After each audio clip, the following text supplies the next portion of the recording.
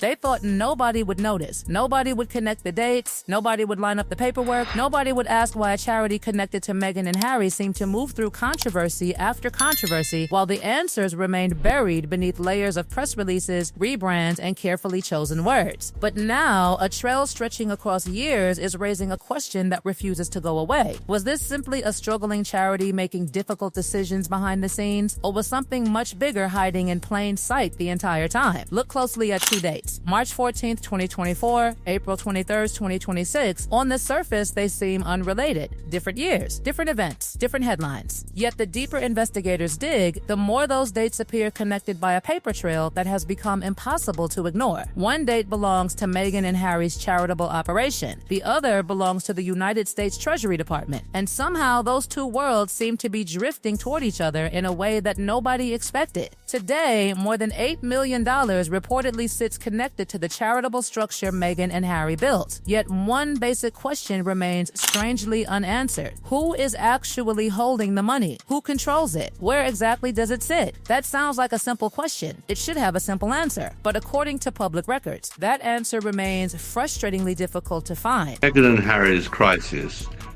completely of their own making, is they have no major projects, no major money earners. And so they're more desperate than ever.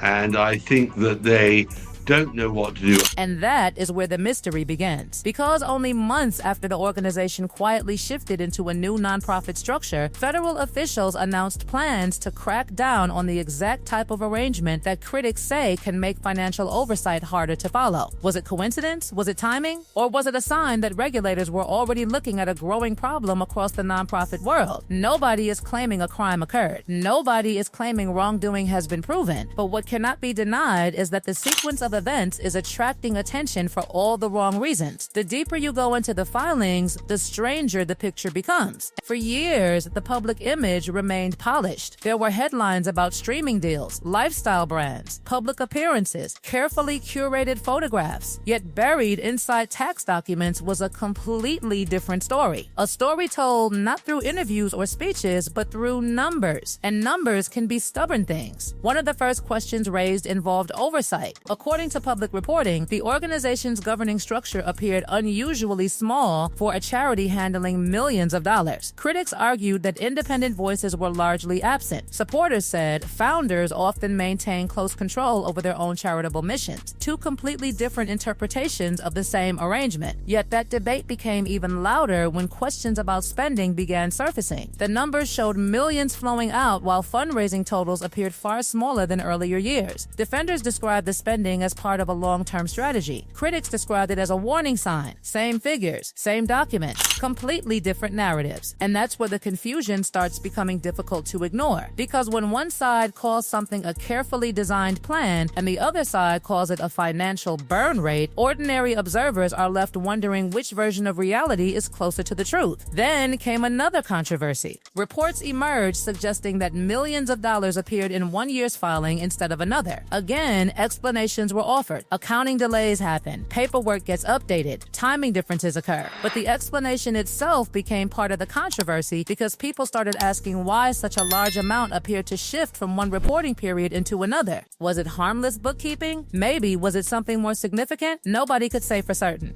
But the questions kept multiplying. And then investigators began focusing on something even more troubling. An audit. Not just any audit, but an audit that public records suggested existed. Yet according to reports, requests for that documentation allegedly went unanswered multiple times over multiple years. That detail transformed what might have been a routine administrative story into something much more explosive. Because an audit is supposed to create confidence. It is supposed to remove doubts. It is supposed to answer questions. Instead, the absence of publicly available answers seemed to create even more questions. 3 requests, years apart, and according to critics, still no clear resolution. Imagine the frustration. Imagine being told the books were independently reviewed only to discover that watchdog groups continued asking for proof. That is the moment when suspicion begins feeding itself. The silence becomes part of the story. The missing response becomes louder than any statement. And just when observers thought the controversy could not become more complicated, another major development arrived. She's really happy or miserable.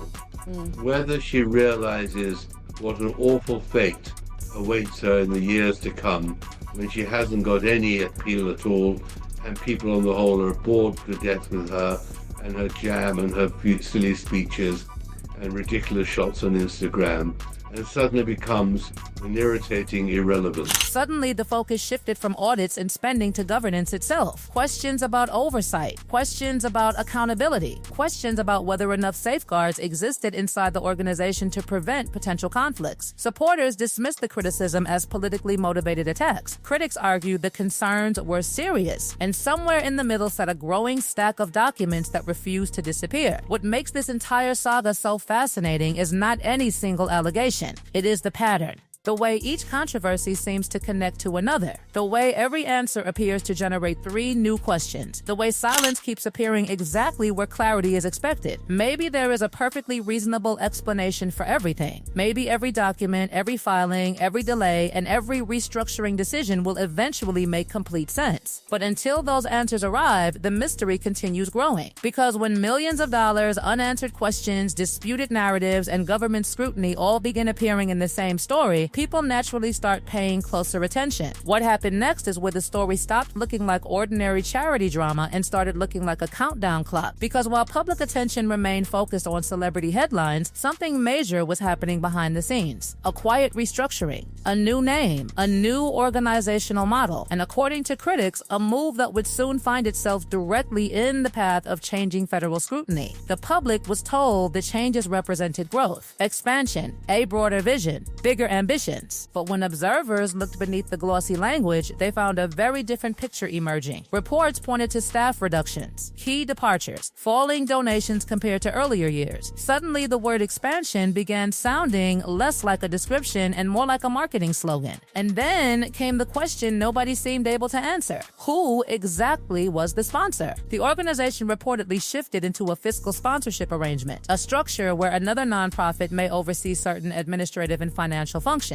There is nothing inherently unusual about such arrangements. Thousands of nonprofits use them. But what shocked critics was the apparent lack of public clarity regarding who was ultimately holding responsibility. Millions of dollars, yet no widely publicized answer regarding the entity now sitting closest to the money. That detail alone became fuel for speculation, because only months later, federal officials began discussing reforms aimed at increasing transparency around similar arrangements. Suddenly, what had looked like a routine restructuring started attracting a very different kind of attention. Coincidence? Possibly, but the timing was impossible to ignore. The deeper researchers dug, the more they noticed a recurring pattern. Questions would emerge, requests would be made, documents would be sought, yet answers often seemed delayed, incomplete, or wrapped inside carefully constructed statements that created as many questions as they resolved. And then another development added even more intrigue. Several longtime figures connected to the operation began stepping away from central roles. One departure might mean nothing. People change jobs, careers evolve, priorities shift, but multiple changes arriving during the exact same period naturally attracted attention, especially when those departures happened alongside restructuring efforts, financial questions, and increasing public scrutiny. Patterns matter, not because they automatically prove wrongdoing, but because patterns reveal pressure points. They reveal moments when organizations are changing, adapting, or responding to challenges the public may not fully understand. And according to critics, that is exactly what appeared to be happening. Meanwhile, government attention toward nonprofit transparency continued growing. Proposed legislative changes, regulatory discussions, and increased scrutiny of sponsorship arrangements all seemed to be moving in the same direction, toward disclosure, toward accountability, toward answers. Suddenly, the mystery was no longer just about Meghan and Harry. It became part of a much larger conversation about how charitable organizations operate, how funds are tracked, and how much information the public deserves to know. Yet perhaps the most damaging element wasn't any single filing, any single financial figure, or any single restructuring decision. It was the silence.